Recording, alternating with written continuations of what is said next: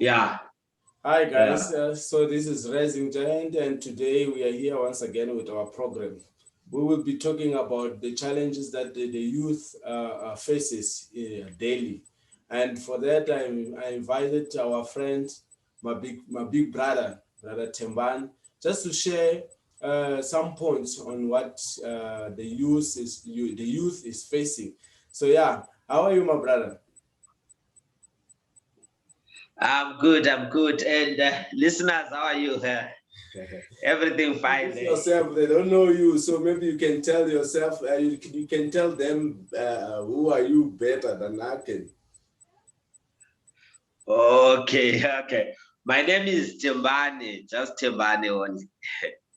So Okay, so what are the I challenges thank that God you for think the youth is facing, my brother? Like when it comes to Christian youth, like in that, yeah, you can break it down into two. First, the youth as a whole, and the Christian youth. So you can just divide it a little bit if you are able. If you are not able, you can just generalize everything. Yeah, I get you. Let's just focus on the Christian youth Okay. specifically, because if we are going to go by the whole youth, because the youth which are not in the Christian fraternity, they don't normally face what the youth that are in the Christian fraternity get. You get what I'm saying? I am. So normally, I've roughly about 6 challenges that youth in the Christian fraternity normally get. Uh, so the first one that that came into my mind is like the church system as a whole is like overprotective. You get what I'm saying? I get you. I hear you. And overprotective in which way, more or less, if you can break it down so that we are able to connect with you. Okay. What I mean by overprotective is like the church fraternity or the church system. Once a child is born into a church family, is introduced into Christianity. He goes Sunday or Saturday, he goes to church. Monday to Friday is out in the world. Yeah. So what is being taught in the church and what is being taught outside the church is totally different. So what they teach him or her in church is normally to say the outside world is like this, is like this, is like this. They don't actually give a child the chance to experience the outer side besides church. Because at home is church, but outside home it's not church. Get what I'm saying? So this is what I think. And by saying that they don't give the child a chance to experience, you mean for like, say, let's say for instance I'm a father and I have a child, and then my child, my teenage, now is like around teenager season, between he's 8 or 10 years. What should I as a father do in order to introduce to let my child experience the other side of the world? Like, if I'm following just what you said, what should I do? What was I supposed to do in order to make sure that my child is not only exposed to Christian environment, but is also exposed to the world environment? In another way, he is able to adjust into the two world. He knows what is the world and what is the Christianity. If I may, I think I was clear there. Yeah, you are clear. You are clear. But it's a very difficult one. That one. It's really very difficult because what happens here, we are dealing with mind. The church is dealing with the mind of the child. Yeah. So it depends on the mental stamina of the child, how the child can balance both between the outside world and the church. Because now when you get to church, the church normally demonize what is happening outside the church. Yeah. Get what I'm saying? Yeah. Clapping is when you are clapping, you've got demons. When you are wearing such clothing, you've got demons. So it's rather very difficult to actually put your child in a point whereby you or she can actually understand what is happening. The systems are totally different. And the other thing that I've realized about the church is they tend to ignore, like for instance, when a child is in the church, and then when it's outside the church, he is not taught how to face the real challenges in the world. Okay, so in another way, you want to say that the child is told what is the world. Okay, the world is bad in this way, is bad in that way, and then but then is not told how to protect yourself, how to adjust, how to because like say for instance in another ways, let's say for instance you tell a child that you cannot go to let me just use any country. Okay, you cannot go for instance to a certain place, because they are this and this and this. Or if you want to go, then be aware of this and this and this. So that's what you mean, more or less. That the children are being taught about the bad. More or less, that's what I'm. They are not being instructed on how to live in that world, because we are in this world, right? Yes, yes. Yeah, I think the major challenge is with having a child to balance having to balance the actual real world and the church sphere. Like in the church field, they go all about the spiritual things. Yes, you get what I'm saying? The spirituality world, you are taught and you understand the spiritual world. And when it comes to the real world that you are living under, it becomes very difficult, because whatever methods that you have been taught to deal with them the spiritual way. You can fight spiritually, you can deal with things spiritually, but how to tackle things the physical way. You get what I'm saying now? Okay. So this is where most youths tend to find it difficult to balance that. Okay. Now, so now I get your point, and it's a valid point. In another way, we as church, we are overdoing it. We are spiritualizing everything and ignoring the real fact of the world, like the real things. Like, okay, there is a devil, yes, but then there's God as well. And then, so in another ways, we just cover ourselves with a spiritual blanket and ignore the real facts of the physical world in which we are in. That's what you mean. Yes, that is exactly what I mean. Like for instance, the David aspect. You see, when David was approached by Potiphar's wife. That was Joseph. Yeah, when Joseph, I mean to say Joseph, when he was approached by Potiphar's wife, Joseph, he did not kneel down and pray. Yes. You get what I'm saying? You get the dynamics where I'm going to. So there are some instances where they don't need you to fast, to pray, to put on your tie and suit. But there are some instances where they need you to physically flee. You get what I'm saying? The battle as it's supposed to be. Yeah. Okay. So these are the challenges, because when you are brought up in a Christian family or like in a Christian household, you are not taught on how to handle some of these physicalities in life. Yeah. So it's very difficult for a child to literally face those challenges. Yeah, I get your point. It's a valid one. It's a valid one. I agree with you there. Yeah, it's a valid so it's and then the other thing about the Christianity fraternity then is the fun side of Christianity. In most instances, like most cases, the Christian fraternity is more serious about the spirituality and whatnot. But as a human being, especially as a young, growing human being, you need fun in your life. Like when you are dating, you need to go out. Yeah. Like like any normal young person needs fun. Yes, yes, It definitely. cannot Yes. be all, yeah, it cannot be all work without fun. So the fun part is neglected. Get what I'm Okay, I saying? get your point. Yeah. So it's all so in The another fun way, part you is, say we are too serious about spiritual, we are too focused into the spiritual environment and we tend to neglect a bit of the way things supposed to be, right?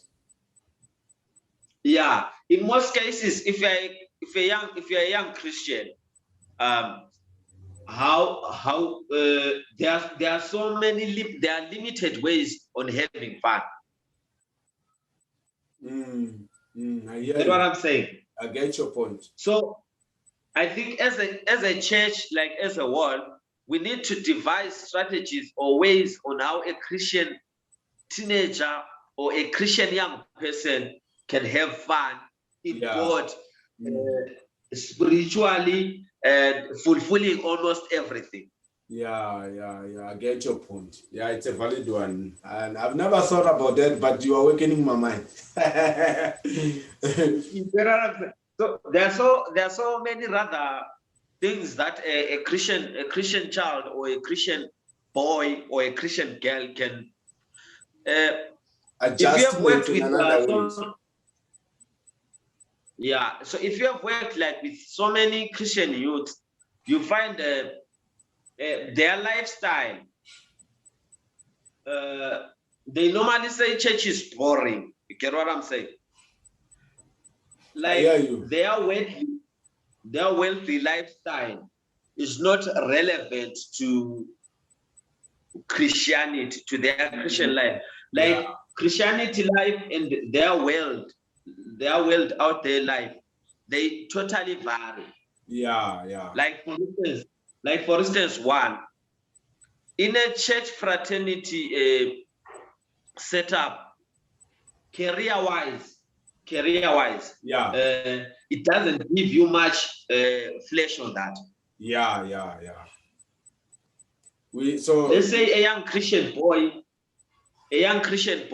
wants to be a pilot. In the church field, flyers, like role models and whatnot for that boy to actually see a pilot, talk to a pilot, find out what is needed, like career guidance. You get what I'm saying? I hear you. Yes, you can have a pilot within the church fraternity, but it is if you look closely within the church fraternity, the elders are that side, the mamas are that side, the fathers are that side. So for the youth to interact with the mamas or to interact with the fathers, it's very difficult. So that they can sit down from a pilot aspect of view, so that the boy can ask, how do I get to such a point? Yeah. You get what I'm saying? We are too far away from each other. Yeah, there's a very big gap there in between. So it's difficult for a child to actually get, like, the Christian values, they clash with the worldly values, as in, because a child when he's born, he needs to grow up, he needs to get a career, but the church ground does not cultivate that kind of. Yeah, that's your point. Yeah, it's only about the heaven. We focus on the heaven only, isn't it? Yes, and fighting demons and whatnot. And what is the second point? The challenge is the second point in which the Christian youth faces. Yeah. The other one that I can talk about is the youth, normally the youth when they are growing up, in their mindset, there's a lot of doubt. You get what I'm saying? Yeah. Like, should I do this? should I not do this? How do I do this? But if I'm doing this, where is God? What is God saying about this?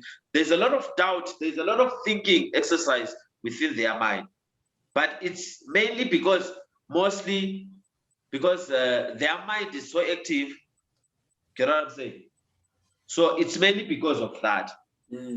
But now the church system is designed in a way that if I talk to you about Jesus Christ right now, I read verses and whatnot and whatnot. And if you begin to question those verses, if you begin to question those verses, we clash. They don't give room for doubt. As an unbeliever, that's what you say, or as one who's rejecting. No, like when you are born into the Christian fraternity, yes, you are said to believe and understand. Oh, okay. So in another words, they don't give room for you to, as a human being to think, to come with questions that you have and put them into the table to see if it can be discussed and eventually be helped, where you will be free from questions that may be troubling your mind with regards to Christianity. That's what you mean? Yes. This is what I mean. As in, when a child is born, just 1 minute, just 1 minute. Okay, now we're sharp. We can go. Yeah, it's fine. Okay. Now, what I mean by the doubt in mind, as you have explained earlier on, that they don't give room for a child to ask questions. Yeah. So in another words, so it's just like you grew up into this since you were a child. We've been taking you to church and you have heard so many teachings. So therefore, automatically, you must just embrace it. There's no room for questions. There's no room for anything that you may come to your mind. You just have to embrace, because that's how it has been since you were born. Yes, you just have to understand it automatically, because and remember when you're in kindergarten, when you're in Sunday school, they don't teach you the God gender, the God nationality, whether God was Asian, whether God was black, whether God was white. Yeah, they only teach you about God. Yeah, God as a whole, one thing. Yeah. So when one grows up, he begins to have some questions. Why? Because there are some unanswered realities when he or she along life journey moves. There are some things that are left unanswered. So he begins to ask questions. But why is it like this? And when you ask, but why is God male or is God a female? And they begin to say God is omnipotent, God is presence. You get what I'm saying? I get your point. So the spiritual side is very bright and is very good, but the physical side. So when the child grows up, he goes to school, he meets Muslims, he meets different kind of people. That's when he or she begins to start thinking. But Mama said this at church, they're saying this. But when he comes back to the church to ask these kind of questions, it's a problem. Totally clash. Yeah. What did you think? What did you think should be done in order to make things better in this aspect? Because I believe that it's happening in our generation, and if nothing's done, it will jump into the next generation, another generation, and just like that. So, but like in your point, since I believe that the reason why this thing came to your mind is because you've seen them and you sat down and you studied them, you know that this is what is paralyzing the church. If you were to be given a chance, let's say for instance, to become the world Christian leader, whereby you will have to sit down and write some points and help your brethren, what would you do? in order to correct this side which is paralyzing us? Ish. It's a difficult one, that one. It's a difficult. I don't have measures. I don't have actually measures in place on which how we can go about that. But what I'm thinking is, in the church fraternity, within the church, let's have a one-on-one conversation with the youth. Yeah. Like, I really don't know how we can go about with it, because now I think there needs to be a clear communication. As we are talking about this kind of challenges, let the church have platforms whereby youth comes out and speak out what they are facing. Yeah. So in another, You know what I'm saying? Yeah, we as youth, we should be given room to take out whatever it is that is ailing us without hesitation and wishing to be helped, right? Without having to keep it there because we are afraid of sharing our thoughts, because we will be thought as unbelievers and all those sort of things. That's what you mean. Yes, and I think in that kind of a meeting, or in that kind of a platform whereby youth are supposed to express themselves to grow the church, because the church doesn't have to grow in numbers, but it has to grow the spiritual aspect and also the physical aspect. You get what I'm saying? So when you're heading a church, you don't only need your children to come to church, listen to your sermon, pay tithes and whatnot, but you also need their real life to be productive. Yes. So in those kind of conversation, what I would suggest is, let's have a father and son conversation, or a brother to brother conversation, without spirituality involved, without us quoting verses like in the book of Daniel, God said there was strength and you're going to. No, let's talk reality. Yeah. So let's talk reality, like when someone comes to you now and tells you that, my brother, I'm broke, I need money for meal. Yeah. And you say to him, no, it's fine. What we are going to do is we're going to kneel down and pray. No, let's not kneel down and pray. Let's find a solution to the hunger problem. Let's go to Spa. Let's buy a spiritual side. Yes. I hear you. Yeah, because I feel the spiritual side, the spiritual aspect has been addressed enough. So it's time. It has been addressed enough. In your point of view, it is time to look into the real facts, as you say, and put them together and teach it, not only spiritual. We need to balance up. That's what you say. Yeah, that's what I'm saying. Okay. And on the first point, I remember I forgot to ask you there. The first one, what did you think should be done to correct the first one also? The one that like the one that we started with, right? So because I see this how it is like this. You let's say, for instance, I say a problem. Let's say I'm working in a company, right? And I see a problem in how things are being done there in that company, and it becomes a concern to me. I'm not too happy with what I see, and then now I need to sort this and this and what do you think? Like you come up with first you put into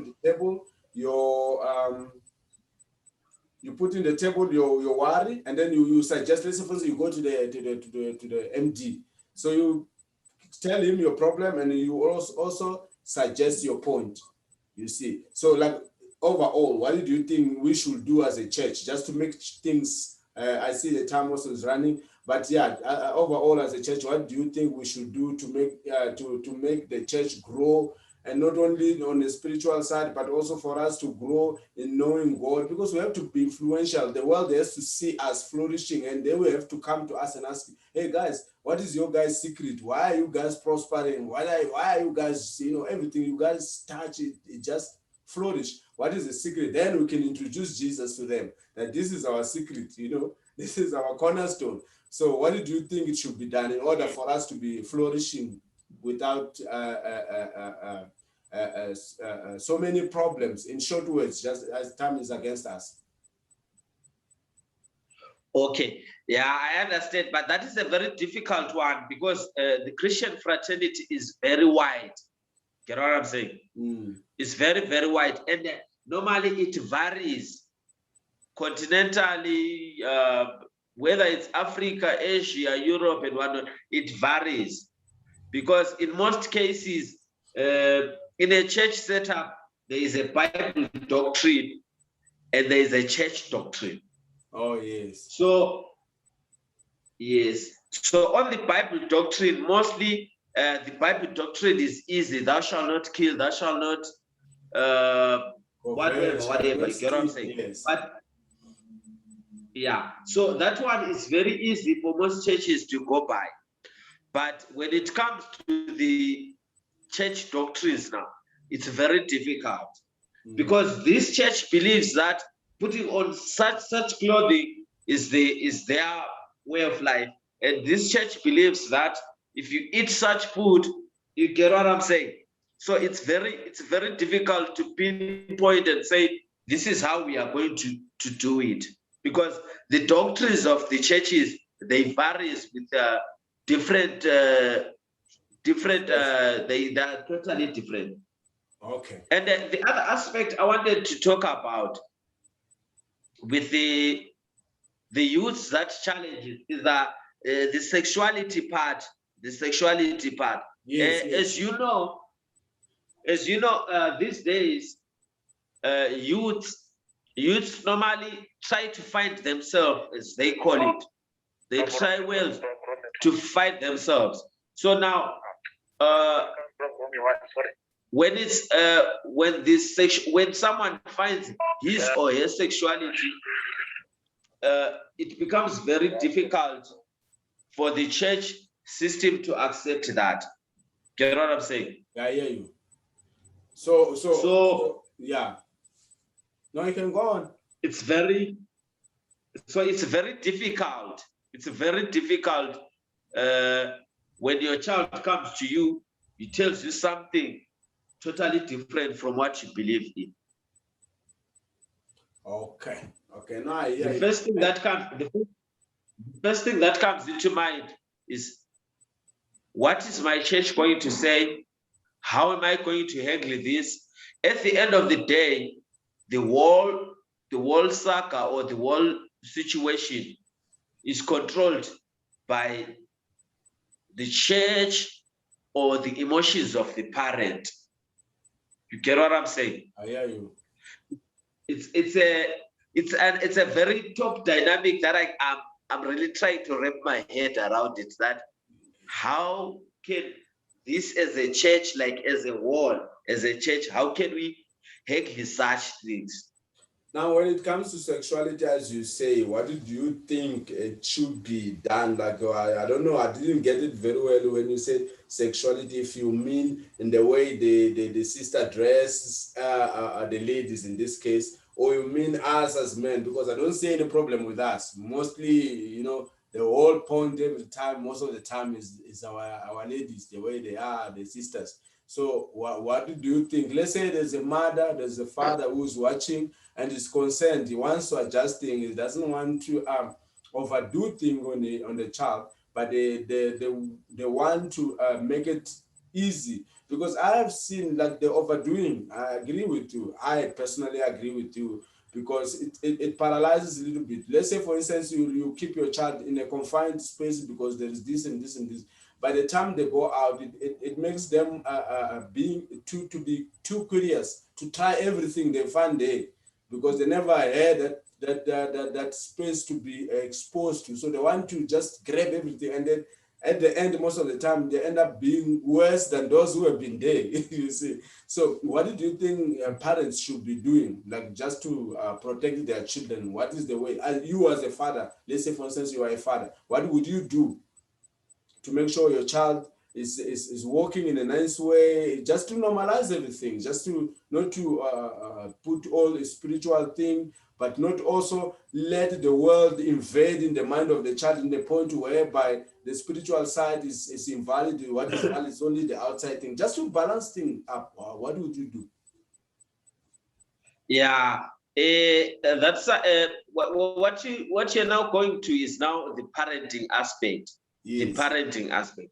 Yes. Yeah. Personally, I as a father, because I've got a daughter, personally as a father is one thing I need to mention right now to all the viewers is I pray to God every day of my life, even wherever I'm walking, wherever I'm trying, wherever I am, I pray to God that God, let this child be your will. Let this child, whatever she becomes or whatever happens around her life or whatever, let it be your will, and give me strength to raise this child in your will. You get what I'm saying? Yeah, because as a parent, when you get a child, you say in your heart, I really want this one to be a doctor. Yeah. You wish the good. Yeah, but now is it the will of God? I hear you. Is it the will of God for that? Is it the will of God for that child to be a doctor? So that is a very difficult one. So day by day, we need God's guidance to show us the path on which, to direct us on where and how to go about with that parenting issue on that aspect. But to go back to what you were saying, personally, the way I do it is, or the way I believe in it, or the way I see it as a parent, I think it's best to let your child be. But how? Because some parents, some parents, they do pray. Let's say as a parent, I pray, I do this, I do this, I do that. I have everything that I think is best for me to do. And at the end of the day, you find out that my child has no desire with the things of God.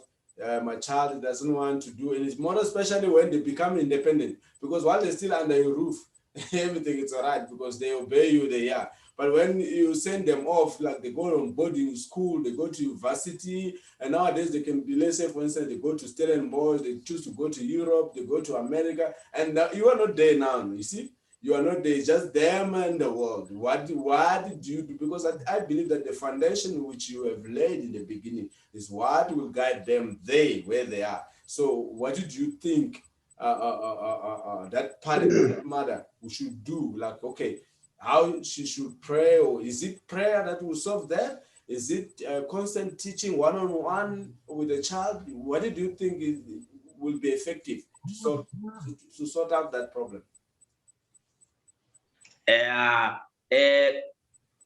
You know what happens with this kind of thingy? It varies, but normally when it comes to parenting, it's more personal. But from my personal aspect, what I think is, first of all, is prayer. You pray. Secondly, is create an environment or a relationship with your daughter or your son to an extent whereby your daughter is free to approach you, is free to suggest anything, is free to say anything with you. Create that platform whereby you talk, and in that process, while doing that, you engage into some life lessons with your child. You get to a point whereby you tell him, no, we as this church fraternity, we believe in this, we believe in this, we believe in this. This is how we do things. But in the world, they do things like this, like this, like this. And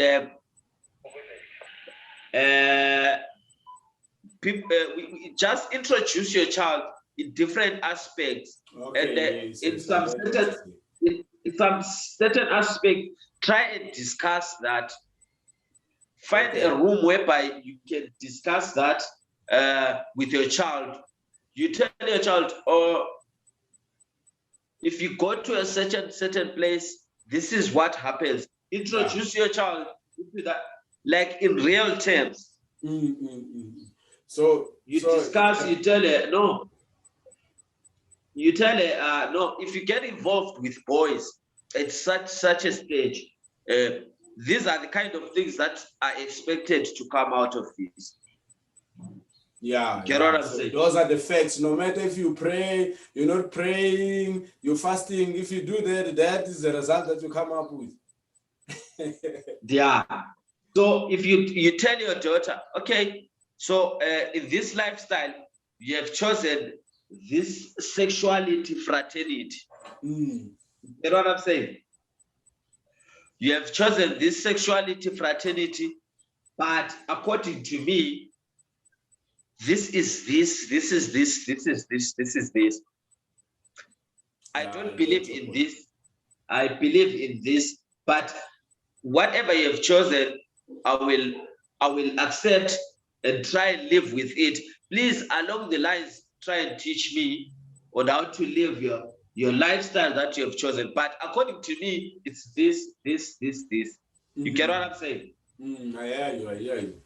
Okay, thank you so much, my brother. What are your final words? Like, I mean, your advices to more especially for young parents out there, those who are holding little ones, they're very young, and their intention is to bring them up in the ways of God without depriving them or without hiding how the world is out there, so that they can grow knowing God, but also being aware of the world in which they are, and being able also to assimilate it between the two. What is your advice there, brother? Yeah, my advice to all parents now is, let's pray to God so that God can open ways, and let's pray for wisdom. Specifically, as parents, you need wisdom. You need wisdom, because you need to raise the child in a godly way, and in the will of God. You get what I'm saying? Yes. So let's raise the child in the will of God, the way that God wanted, for them to come out to be what God wants them to be, not us what we want them to be. Yeah. So God's and way, not our way. Yeah, the godly way, not our way. Because you personally, you've got your lifestyle that you would like your child to live. Yes. But God has his way that you want your child to live. So let's pray to God and ask wisdom to help us raise children in his way. Number one. And number two, as a closing, is let's try and be open. Let's try and be open enough to our children as possible. So there's let's create that relationship, that bond. Yeah. So there's no that thing that, I'm a father, you can't talk about this with me. We have to be, mind your words. You must remember that you're talking with your father. There has to be that openness, that space where a child can come to the father or to a mother and say whatever they want to say without hesitation.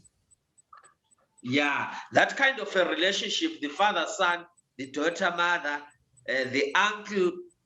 Get what I'm saying? Yes. Okay, Thank you so much, my brother. I really appreciate it. I think we have to come back again with this. Particularly now, we're gonna be talking about when we grow up, we discover our sexuality and those type of things. How do we address these things with our parents? Is more especially as us Africans. I mean, I think in us, I don't know if it's a culture or what, that has hindered us to a point